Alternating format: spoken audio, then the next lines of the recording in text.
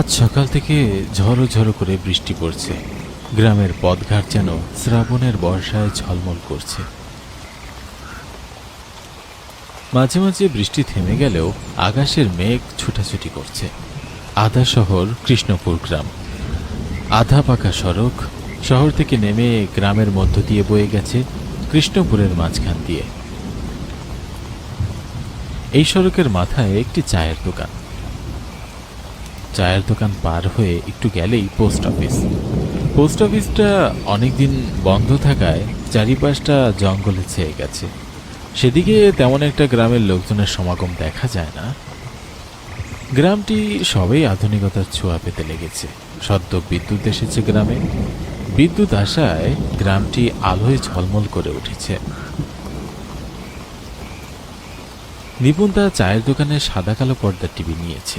তার দোকানে টিভি দেখার জন্য ছেলে বুড়ো সবাই ভিড় জমায়। তাতে নিপুণদার দোকানের বেচা কেনাটাও একটু বৃদ্ধি পেয়েছে। প্রতিদিন সন্ধ্যায় সকলে আড্ডা দিতে আসে। প্রতিদিনের মতো আজ সন্ধ্যায়ও দুজন এসে বসে আছে নিপুণদার চায়ের দোকানে। আরো দুজন কখন যে আসবে তার অপেক্ষায়। সন্ধ্যার আড্ডা জমাতে তখন সেখানে সুমিতার মন্টু হেঁটে হেঁটে এসে চায়ের স্টলে বসে। তখনও ফিরফিরানি বৃষ্টি পড়ছে। রাস্তা দিয়ে অনেকেই ছাতা মাথায় হেঁটে হেঁটে যাচ্ছে, আবার অনেকেই সাইকেল ভ্যানে যাতায়াত করছে। আর এদিকে নেপাল দাদু এক মনে টিভি দেখছে। তার যেন কোনো দিকেই কোনো খেয়াল নেই। সুমিতার মন্টুকে দেখে তাপস বলে উঠল, কিরে, তোদের বুঝি আসার এখন সময় হলো? কখন থেকে বসে আছি তোদের জন্যে। ওই বাড়িতে একটু ঝামেলা ছিল রে, সেজন্যই আসতে একটু দেরি হয়ে গেল। যাক, বল কি অবস্থা?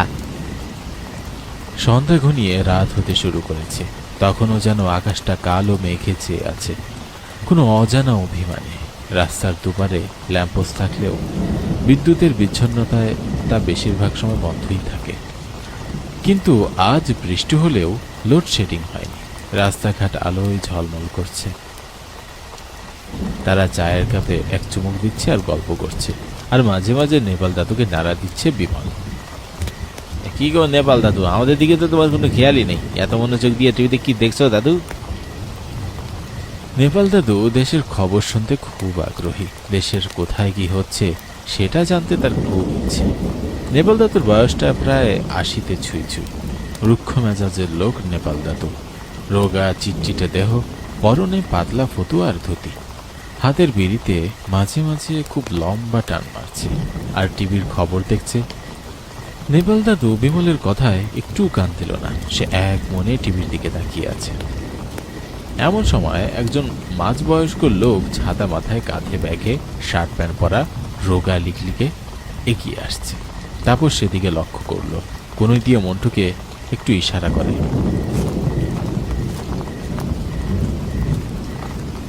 মন্টু না বুঝেই তাকে বলে, কি রে, কোনো দিকে গোদায় পাচ্ছিস কেন? সুন্দরী মেয়ে দেখেছিস নাকি এই ঝড় বৃষ্টির মধ্যে? তখন এদিক থেকে ওদিক গাছগুলো তুলতে শুরু করে। লোকটা সেখানে হাজির হতেই কিরকম এক অদ্ভুত হাওয়া বইতে শুরু করে।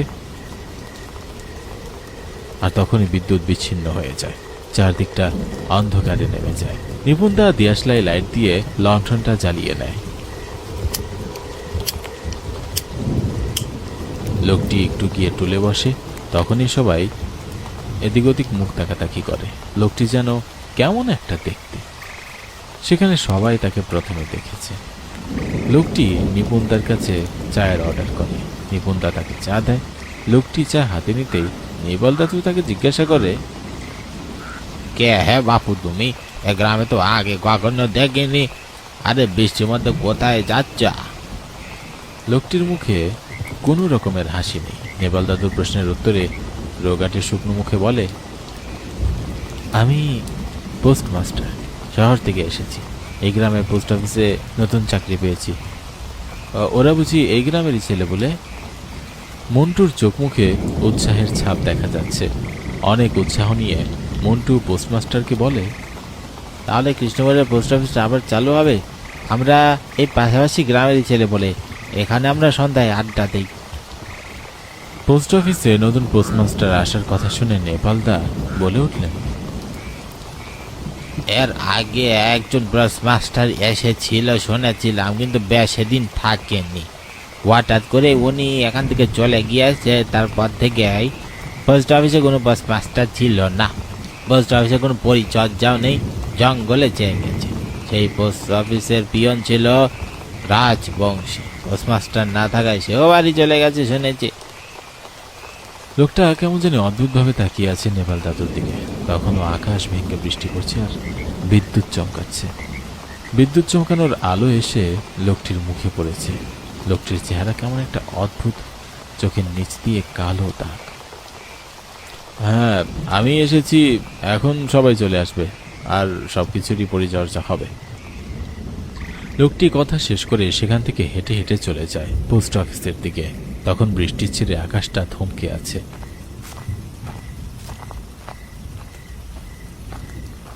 আর গাছের পাতা থেকে এক দু ফোঁটা করে জল পড়ছে, আর গাছে গাছে পাখিরাও কিচিরমিচির করছে। সারাদিনের বৃষ্টি তাদের উপর দিয়েই গেছে। নিপুণ তার চায়ের দোকান থেকে তখন একে একে সবাই উঠতে শুরু করে।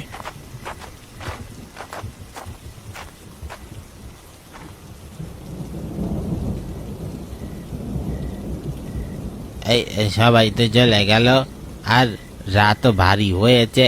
আমি দোকান বন্ধ করে তো বরং বাড়ি চলে যাই। নিপুণ তার দোকান বন্ধ করতেই ঠাক করে ল্যাম্পপোস্টটা জ্বলে ওঠে। রাস্তাঘাট আলোয় ঝকমক করে ওঠে। ল্যাম্পপোস্টের আলোয় পুরো গ্রামটা আবার দেখা যাচ্ছে। তখনও রাস্তা দিয়ে লোকজন যাতায়াত করছে, কেউ বিড়ি টানছে, কেউ সাইকেল নিয়ে যাচ্ছে। সবাই কৃষ্ণপুর গ্রামের লোকজন, ছোট হলেও দেখতে অনেক সুন্দর। সবুজের ছায়ায় ঘেরা রাতের ল্যাম্পপোস্টের আলোয় যেন গ্রামটি আরো উজ্জ্বল হয়ে উঠেছে। রাস্তা দিয়ে যেতে যেতে একজন লোক নিপুণদাকে জিজ্ঞাসা করে, বুয়া নিপুণটা, দোকান বন্ধ করছ? সারাদিন বুঝি ভালোই চা বিক্রি হলো? হ্যাঁ গো দাদা, দোকান বন্ধ করেছি। মা অন্নপূর্ণার কৃপায় ভালোই চা বিক্রি হয়েছে। তা এখন বুঝি বাড়ি যাবে? তা চলো একসঙ্গেই যাই, দুজনে গল্প করতে করতে। তারা ঝকঝকে রাস্তায় এক তালে পা চালিয়ে হাঁটছে। বাড়িতে গিয়ে সারাদিনের ক্লান্তি দূর করতে পোস্ট অফিস পার হলেই নিপুণদার বাড়ি। নিপুণদা বাড়িতে পৌঁছে খাওয়া দাওয়া শেষ করে বিছানায় শুয়ে পড়ে। শরীরের সারা দিনের ক্লান্তি খুব তাড়াতাড়ি ঘুমিয়ে যায়। ছপছপ শব্দ শুনে নিপুণদার ঘুম ভেঙে যায়। নিপুণদা ঘুম থেকে উঠে জানালার দিকে তাকায়। সেদিকে তাকিয়ে যা দেখে তাতে নিপুণদার ভয়ে চোখ থ মেরে যায়। নিপুণদা বিছানা থেকে লাফ দিয়ে উঠে টর্চ লাইটটা হাতে নিয়ে বাইরে যায়।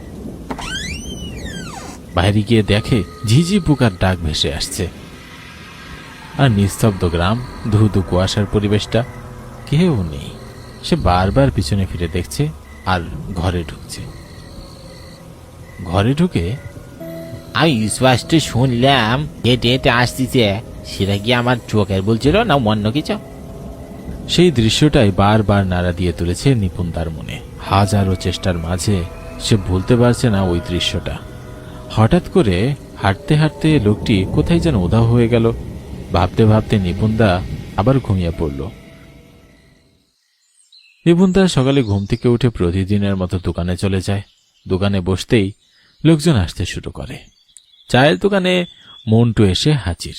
তার ভয় মাখা চেহারা দেখে নিপুণদা বলে, কি গা মন্টু, কি বয়েছে?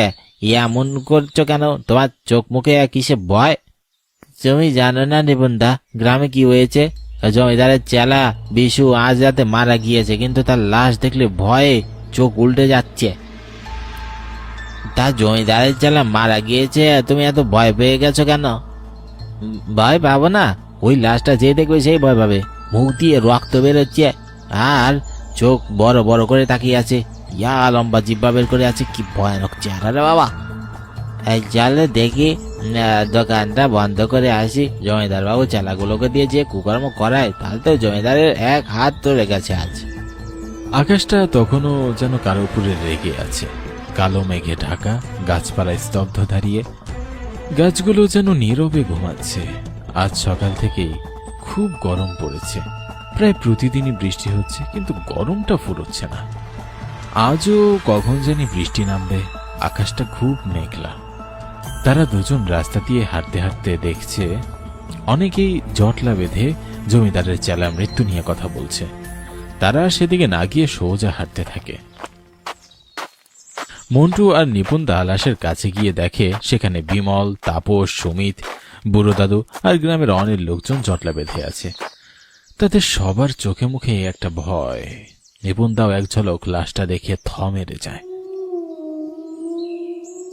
কি গো নিপুণ দা, থ মেরে গেলে কেন? দেখলে তো, বলেছিলাম না তোমাকে। সেখানে গ্রামের লোকজন নানান কথা বলছে। এরকম অমায়িক মৃত্যু কেউ আগে কখনো দেখেনি। বিশুটা কি রোগে মারা গেল সেটা কেউ বুঝতে পারল না। সবারই অজানা থেকে গেল তার মৃত্যুটা। কয়েকদিন থেকে গ্রামটা কেমন জানি অদ্ভুত ভুতুরে হয়ে গেছে। গ্রামের লোকজনের কথা শুনে নিপুণ তারও রাতে মনে পড়ে যায়। নিপুণ তার সেখানে কিছু না বললেও তার দোকানে এসে সে বিষয়টা মন্টুকে বলে। কি বলছো নিপুণ দা, পরে তুমি আর কিছু দেখতে পাওনি? আমি আর কিছুই দেখতে পাইনি, শুধু মনে হলো কেউ সোজা পথ ধরে হেঁটে যাচ্ছে পোস্ট অফিসের জঙ্গল দিকে। তাহলে মনে হয় তুমি স্বপ্ন দেখেছো, নাহলে তোমার চোখের ভুল। তুমি টেনশন নিও না তো, কিচ্ছু হবে না। এখন তুমি বাড়ি যাও তো নিপুণ দা। হঠাৎ করে গ্রামটা যেন থমকে গেছে। হঠাৎ করে গ্রামে একরকম অমায়িক কাণ্ড। জমিদারের চামচা বিশুর তেমন একটা বয়সও হয়নি, সবে 35। আর কি বা রোগ হবে তার? হঠাৎ করে মুখ দিয়ে রক্ত উঠে মারা যায়। গ্রামের লোকজনেও অনেক ভয় পাচ্ছে। জমিদারের যত কাজকর্ম জমিদার বিশু আর আরেকজনকে দিয়েই করাতো। জমিদার বিশুর মৃত্যুতে খুব ভেঙে পড়ে। চেয়ারে বসে জমিদার সাহেব ভাবছে, বিশুটা আমার খুব বিশ্বস্ত ছিল, কি করে যে মারা গেল বুঝতেই পারছি না। ও শূন্য স্থানটা আমি কাকে দিয়ে যে পূরণ করব, ও তো আমার সব কিছুই জানতো, খুব বিশ্বস্ত ছিল। এখন ফটকা তো সব সামলাতে পারবে না একা। আবারও সন্ধ্যা নেমে এসেছে। বর্ষাকাল, আকাশ কালো মেঘে ছেয়ে আছে। গাছপালা আস্তে আস্তে দুলছে। বর্ষার সময় গ্রামের মানুষের হাতে তেমন একটা কাজকর্ম থাকে না, তাই তারা চায়ের দোকানে বসে আড্ডা দেয়। চায়ের দোকানে তারা টিভি দেখে, সময় কাটায়। গ্রামে সবাই বিদ্যুৎ এসেছে, কারোর ঘরেই একটা টিভি নেই। দু একটা দোকানে সাদা কালো পর্দার টিভি আছে, সেখানে গ্রামের লোকেরা ভিড় জমায়। আজ সন্ধ্যায় আবারও কোনো অজানা বিপদ নাড়া দিচ্ছে। প্রতিদিনের মতো নিপুণদার চায়ের দোকানে একে একে লোক জড়ো হতে লাগে। সেখানে তাপস আর বিমল এসে পড়েছে। প্রতিদিনের মতো রাস্তা দিয়ে লোকজন যাতায়াত করছে। আজ সুমিত আর মন্টু আসতে দেরি করছে। আজ সুমিত আর মন্টু এত দেরি করছে কেন? প্রতিদিন তো ওরা আমাদের সাথেই আসে। তাপস কথা শেষ করতে না করতেই হঠাৎ সেই পোস্টমাস্টার এসে হাজির। তখন কেমন জানি একটা দমকা হাওয়া বইতে লাগলো। হঠাৎ করেই তাদের সামনে এক ছায়ামূর্তি দাঁড়িয়ে পড়েছে। সেটা পোস্টমাস্টার। কি ব্যাপার, আপনি এখানে? আপনি কি হাওয়ায় উড়ে এলেন নাকি? তোমরা বাবু গল্পতে ব্যস্ত ছিলে, আমি তো তোমাদের সামনে দিয়ে হেঁটে এসলাম। আমি হাওয়ায় কি করে আসবো? নিপুণ তার চায়ের দোকানে আড্ডা দেওয়ার বয়সে কখনো চারজনের কেউ একজন না আশা করেনি। সেই দিনই প্রথম মন্টু আর বিমল আসলো না চায়ের দোকানে। বিমল আর মন্টু না আসায় তাপস আর সুমিত সেখান থেকে উঠে হেঁটে হেঁটে গেল। আর পোস্টমাস্টার সেখানে বসে থাকলেন। বিমল বলল, কি ব্যাপার, কি হয়েছে? তোমরা এভাবে জটলা বেঁধে কি গল্প করছো? কথা বলেই সবার দিকে এক নজর বুলিয়ে নেয়। সেখানে গ্রামের লোকজনের মধ্যে তাপস, মন্টু, নেপাল দাদু সকলেই ছিল। সবারই মুখে একটা আতঙ্কের ছাপ। আজ আমাদের গ্রামে আরো একজনের প্রাণ গেল। জানিস কে বিমল? জমিদার সাহেবের আরেকটা চালা ফটকা, সেই একই রকম মৃত্যু। পরপর 2 রাতে 2 জনের মৃত্যু। ঘটনা কি হলো বলতো? হ্যাঁ রে, বিষয়টা তো একটু ভাববারই। কি যে হচ্ছে গ্রামে। তখন সেখানে থাকা বয়স্ক লোকদের মধ্যে অনেকেই বলছে এটা একটা রোগ, নতুন কোনো রোগ এসেছে গ্রামে। তারা মনে করছে এটা কোনো ছোঁয়াচে রোগ। যারা 2 জন গ্রামে থাকতো সেই জন্যই এভাবে মারা গেল। কিন্তু বিমলের মনে হচ্ছে না এটা কোনো রোগ। এই তাপস, খেয়াল করেছিস ওই গ্রামে পোস্টমাস্টার আসার পর থেকে এমন দুর্ঘটনা ঘটছে? হ্যাঁ রে, আমারও তাই মনে হয়। কালকে দেখলি না কেমন করে হুট করে আমাদের সামনে এসে দাঁড়িয়ে বলল? ওনাকে নজরে রাখতে হবে, মন্টু আর সুমিতকে বিষয়টা জানাতে হবে। যেমন কথা তেমন কাজ, তারা তাদের মিশন শুরু করে দিল। পোস্ট অফিসের সামনে ঝুপড়ির আড়ালে বিমল আর তাপস চুপটি করে দাঁড়িয়ে রইল। এমন সময় পোস্ট অফিস থেকে লোকটি এমন রূপে বের হলেন, তা দেখে দুজনের হাত পা ঠান্ডা হয়ে গেল। চোখ দুটো যেন লাল শিখার মতো, মুখ দিয়ে রক্ত, শরীরের মাংস খুলে খুলে পড়ছে। একটু পরেই কালো ধোয়ার একটা জটলা বেঁধে হাওয়ায় উড়ে গেলেন জমিদার বাড়ির দিকে। তারাও পিছন পিছন ছুটতে লাগলেন। সামনে জমিদার মন্টুকে পেল, তাদেরকেও সাথে নিল। তারা সবাই জমিদার বাড়ি গিয়ে দেখল এমন দৃশ্যের জন্য কেউ প্রস্তুত ছিল না। জমিদার বিছানায় শুয়ে আছে, তার উপরে সেই পিশাচটা বসে তার গলা টিপছে। জমিদারের মুখ দিয়ে রক্ত গড়িয়ে পড়ছে। ততক্ষণে জমিদারের শ্বাস প্রশ্বাস বন্ধ হয়ে যাচ্ছে। আজ থেকে আমি মুক্ত, আমার আত্মা আজ থেকে শান্তি পেল। আমি এই পোস্ট অফিসে সেই পুরনো মাস্টার। তাপস কাপা গলায় তাকে জিজ্ঞাসা করে, আপনি তো নতুন পোস্ট মাস্টার না? এ কি এই অবস্থায় তো আমার করেছে, ওরাই তো আমাকে মেরেছে, ওই জঙ্গলের মধ্যে পুঁতে দিয়েছিল। আমি প্রতিশোধ নেব বলে সেখান থেকে উঠে এসেছি। আবার ওরা তিনজন আমাকে মিলে বিনা দোষে মেরে ফেলে। আমার আত্মা আজ শান্তি পেল। কথা বলতে বলতে সে কালো ধোঁয়ায় জটলা বেঁধে হাওয়ায় মিলিয়ে গেল।